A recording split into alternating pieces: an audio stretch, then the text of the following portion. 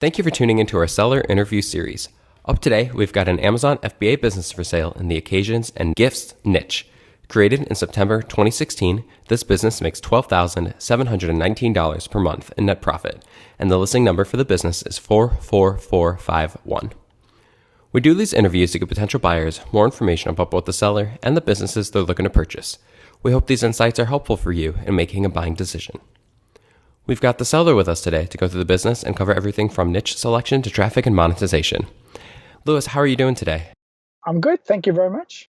Awesome. Well, I'm really glad that we were able to connect today down in Australia where you are. I'm actually up in Vietnam in Southeast Asia today. I live in the United States, but traveling around Asia right now. So, it's pretty cool to connect today.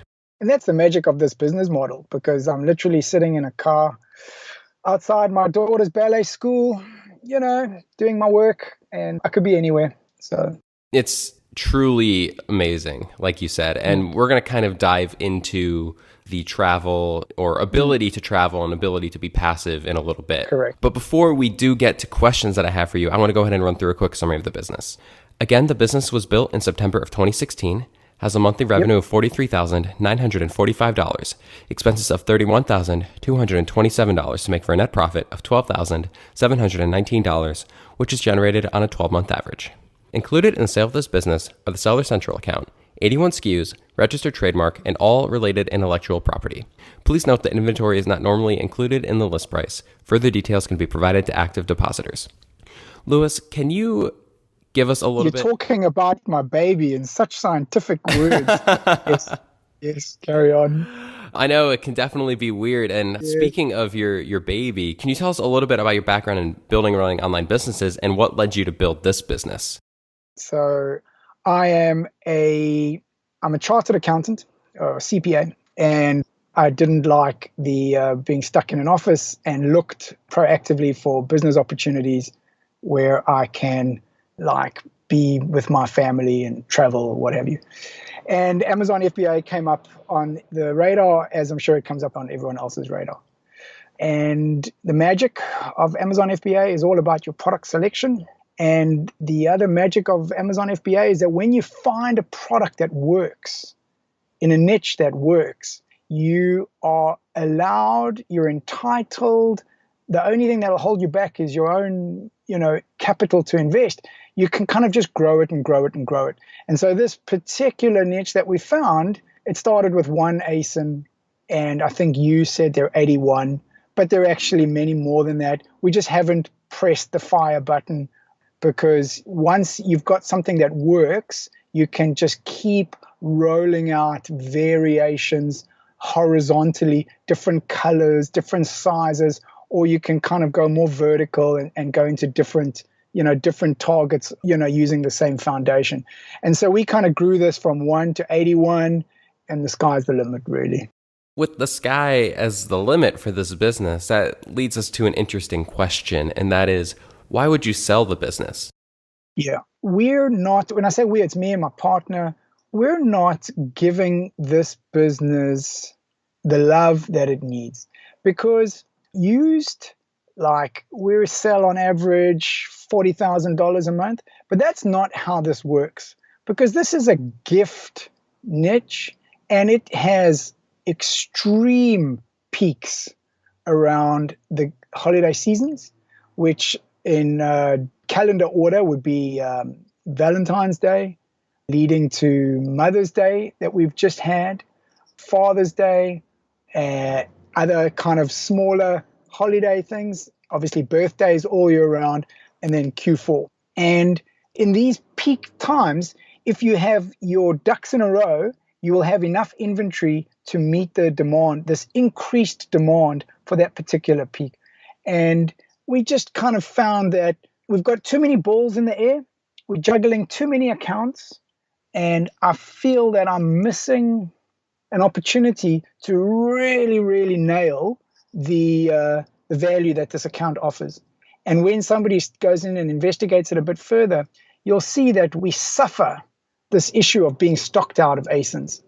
And it really requires somebody that's, I don't want to say boring, because I'm an accountant, but somebody that's willing to just breathe, take a bit of time and go, well, what ASINs sold for Mother's Day last year? And then how many did you sell? And then how many did you sell out? And when did you sell out? And using that sort of an idea, well, how many should you have ordered this year? Bearing in mind that it takes X number of weeks for the factory to make it, X number of weeks for it to arrive. And it just requires somebody, with a bit of kind of, I don't want to say time, because it doesn't take a lot of time. I'm sure we'll get there, but it's more the headspace. And so we, as a kind of an upstart business, we don't have this headspace to make these, decisions. And so what ends up happening is we make rush decisions. We go, oh, come on, factory, please. Oh, we kind of have missed it. It's Father's Day coming up. Oh, God, please, please, please hurry and give us. And then either we end up overpaying in shipping because we're air freighting, or we just don't have enough inventory. And then we stock out 2 weeks before and we kind of left money on the table, So while we're selling it, I think that somebody either with a little bit more headspace or somebody that's got a team of, employed people to kind of track inventory and place orders at the right time for the right ASIN would see much more value than what we're seeing. You mentioned that it's a gift business. And so when you take a look over the last year, obviously there's going to be a spike around the holidays then, with the net profit in December of 2017 being $87,000, which is obviously a lot. But that's the net profit. I mean, you should see what the revenues were, like with your peak day being, $10,000 or $15,000 in one day, and only 10 or 15,000 because we hadn't have sold out of stuff already, and so it could have been higher because there were, we had some great products that sold out very early. So there are obviously the holidays at Christmas time that, is what is happening there in December. But there are holidays throughout the year. And you and I were speaking a little before this, and some of the products can cater toward other holidays. So what do you recommend a new owner do to kind of try to level out the seasonality of the business a little bit? Well, I think that this business would make a lot of money if somebody did the opposite of leveling it out and took on board the fact that this is a seasonal business and you could make a gift for the Jewish holiday of Hanukkah. And you cannot sell Hanukkah gifts all year round. You can't, right? But if you accept and acknowledge that this is going to be a seasonal business and you start planning Hanukkah, which comes in December, you need to have the goods there by November. Let's get them there by October to be safe, which means the factory has to ship it by September, which means you need to place the order by August, which means you need to, in your office, plan it around June, July. That's the headspace that you need to be in, right? And there are just always these kind of holidays to plug into, and there could be St. Patrick's Day, there could be, whatever. And so if you want to make it all year round, you're going to lose actually where the profit lies. The profit lies in making sure you've got enough inventory when this big peak hits. If you want to go all year round, the way to do that is with a birthday, because birthdays come all year round, and engagements, anniversaries.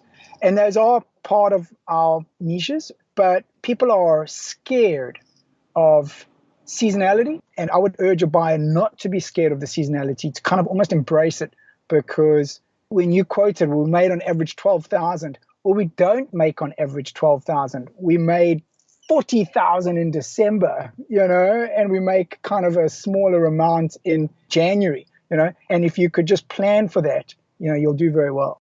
So you see the big opportunities for the business being capitalizing on the holiday season rather than trying to level out the business.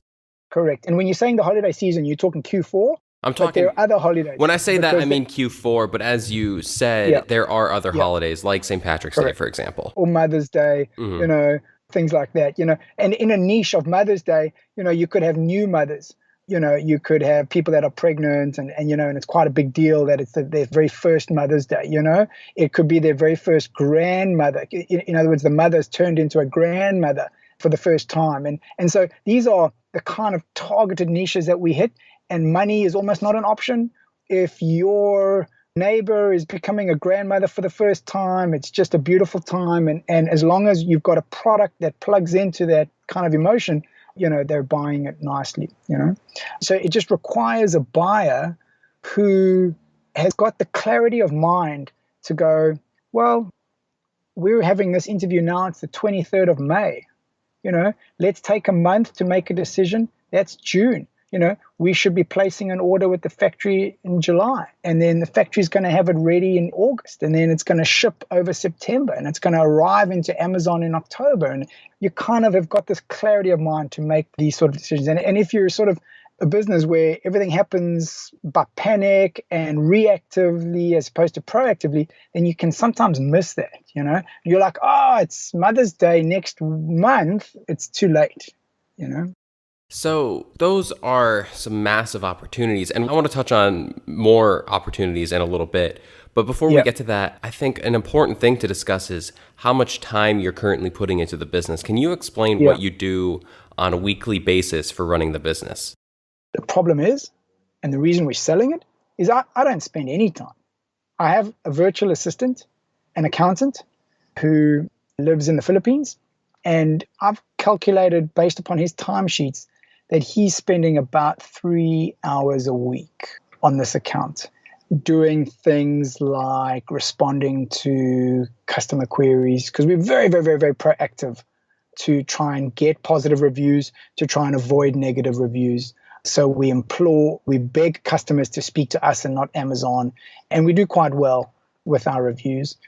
And then pulling what would be some sort of an inventory calculation that says, this time last year we were selling so many, therefore I predict I'm going to sell so many in this kind of run up to this holiday period, and place the order with the factory. We've already got the factory relationship. That doesn't take any time. So if you in a holding pattern, you're not creating new ASINs, you're not doing new launches, then there is the only time necessary is the planning. The only time that's going to take is, you're planning to place your order so many months in advance. It's not one of these businesses where, you're putting out fires or things like that. That's if you're holding this holding pattern, if you want to stick with the 81 ASINs. As soon as you want to go into more and to grow it, then it will take more time. For example, maybe you want to target a St. Patrick's Day, niche. Then you're going to need to get your designer, who will give you the designer that we used, to give you a design for a St. Patrick's Day kind of design. You would need to send it to the factory. You may or may not want the factory to give you a sample, because we kind of trust the factory now. We've been working for a few years, but they would include it into their next run, etc. But if you're not growing the ASINs, from the owner's point of view, I'd like to say that it's next to no time. And then from my administrator, it's a couple of hours a week. And just to clarify for anyone who's unsure, the ASIN, as I normally refer to them on these interviews as SKUs, the ASIN is the Amazon Standard Identification Number. So we're talking about the same thing, just if it just occurred to me that you may not be aware of that. I also, and if something was a large product for Mother's Day and a small product for Mother's Day, that would be two different ASINs. Correct. Yes. So, the other thing, as far as an opportunity goes, is that we're selling these products into the United States Amazon market, which, with all due respect, I love the Americans. They love buying gifts, and some of our gifts could be considered quite cheesy, but they're the ones that sell the best, And there is an opportunity, of course, to take this into other Amazon markets. The very easiest and next one would be Canada, just because it's so close. Then you could take it into the United Kingdom. With the same ASIN or Amazon kind of identity, you could then pull the reviews. And so you don't have to go through this very, very difficult process of building up reviews. You're able to use the existing product's reviews, and you would start straight away. That would take extra time. That would be the owner's involvement would be required to set up a new country. You don't go to a new country after lunch. It's not something you kind of wake up and go, I'm going to go into Canada. It's something that would take a bit of time. You need to plan it, with your tax and the import authorities and things like that. But it would add to the revenue. There's no question. And that kind of brings me to my next point, and that's asking, we've touched on some of the opportunities, like you said, getting outside of just the United States market and focusing, doubling down on these holidays. But what are some of the other big opportunities that you see for the new owner? Well, our product is, we've got the trademark, and we've got Amazon brand registry, which is now a requirement to have a US PTO trademark in order to get the brand registry at Amazon. Brand registry gives you certain powers. It's not the be all and end all of Amazon's strength, but it does give you certain powers, control over your own listings, things like that. And I will be very, very open and helpful to any buyer who, if they don't have Amazon experience, we'll help them out. But if somebody understands Amazon, then, that's all good. So when you've got a product that's selling on Amazon, there's always two ways of kind of growing this further. The one is you want to exploit the fact that you've got keyword data. You know which keywords are working. You know what people are typing in and then buying your product, right? So the one way of expanding is to go into the same marketplace but with a slightly different keyword. For example, if you were hitting new mothers for Mother's Day, you could hit new fathers for Father's Day. Without too much difficulty, the keywords would be very, very, very similar. The timelines would be similar. You'd be tugging at the same kind of emotional heartstrings. And so going into the same US market, you could create a whole new product and put it onto the same marketplace using your existing data as a starting point. Step number one. Step number two would be taking your same product, your Mother's Day gift for new mothers, and going to other marketplaces that also will be looking for Mother's Day gifts for new mothers. If it was me, I would target marketplaces that have got a similar cultural kind of value system towards America, which would be Canada and the United Kingdom, and Australia is kind of growing, And that would be your immediate kind of growth path, taking your existing ASINs, your existing products, and taking them to new marketplace. Obviously, you can go off Amazon onto Shopify or eBay or Jet, which we haven't done that. What do you currently do for the business in terms of marketing? Well, we're not doing any off Amazon marketing. Amazon is very appreciative if you do off Amazon marketing, and if you do kind of Google AdWords or Facebook ads or something like that, and you bring data, you bring traffic, real traffic from outside of Amazon onto Amazon, Amazon is very rewarding of that, and you kind of get to rank kind of quite a bit higher and all that. But we haven't done that. The only marketing we do is to have a highly optimized title, bullet points, keywords of our actual listing, and we continually update that and improve that, and I will help the guys with that. And the other thing that we do is we do an ongoing, highly optimized sponsored ad campaign. And you've got to be careful because sponsored ads can suck budget. And especially if you're like going to just go gung-ho for a target like Mother's Day gifts, if you're going to try and target Mother's Day gifts without being a little bit more targeted, whatever, you're going to blow your ad budget. And so one of the things that you're buying when you buy this business is our advertising campaigns that over time have been so targeted that we're achieving a profitable ad spend in extremely competitive niches, and yet our ad spend is still profitable. Would you commit to a non-compete? Yes, sure. Amazon is big enough that, there's lots of other things to sell. And, you told me this in private, and you've kind of mentioned this on this call already, but I just want to reiterate, how helpful do you want to be? How much support do you want to provide during the transition so a new owner, can feel good about, getting started? Well, we're selling a baby. I mean, this is like literally, it's quite emotional. And so the last thing I want to do is make my baby a problem for someone else, And so The world is round and karma is a bitch. And if I sell something that's going to be a problem, it's going to come back and bite me. And so I will do, and I'll be so bold as to say, I'll do whatever it takes to get this new owner on their feet. I'll support them. I'll support them over the phone. I'll support them by email. I'll support them by Skype. It's not going to take very much. So if the owner wants a bit of help on Amazon, because that's kind of what they would need. If they were experienced on Amazon, they wouldn't need not even 1 hour of training.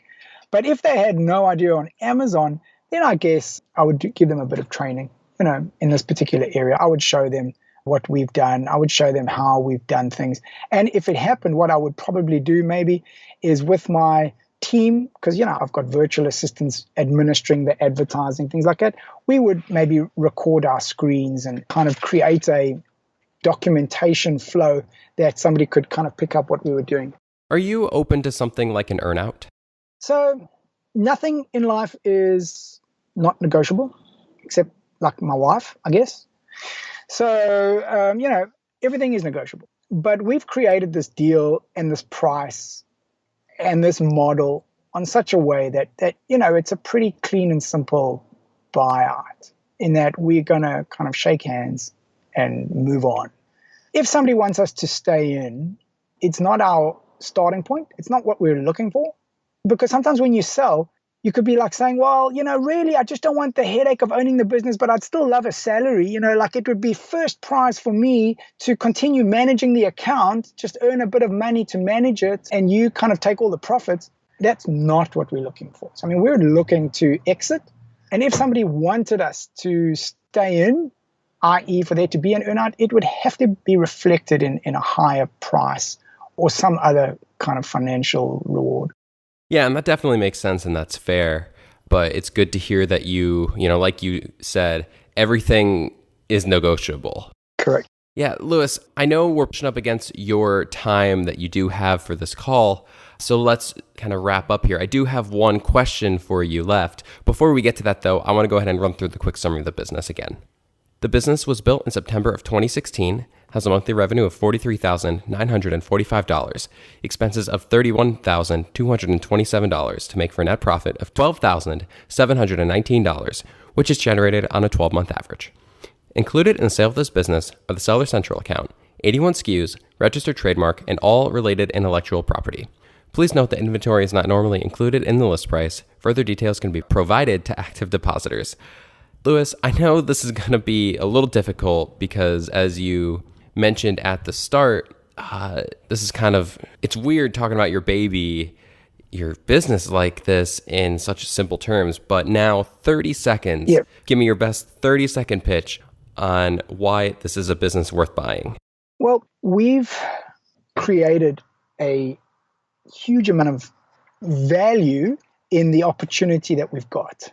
It would be very surprising for somebody to buy this business and not increase the markets that this business operates in or the SKUs that this business sells.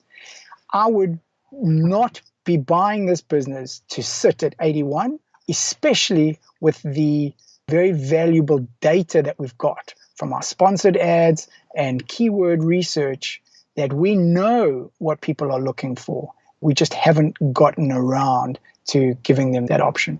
And, and you're going to be buying it from nice people, so who else are you going to buy from? Awesome. Lewis, thank you so much for taking the time today. I just love the passion that comes across when you talk about this business. And clearly there's a lot of opportunities. And even if you didn't want to take advantage of those opportunities, you could just come in, not put very much time in, coast on the business. And take a look Correct. at this last December, this last holiday season, there was $87,000 in profit and I believe $212,000 in revenue. And that's only for 1 month. Yeah, So, and you would need to, we could show you how many SKUs were out of stock, those revenue figures were based upon SKUs that were in stock, and you could put an academic value as to what it could have been, if we had our ducks in a row. But yeah, all good. Lewis, thank you for the time today.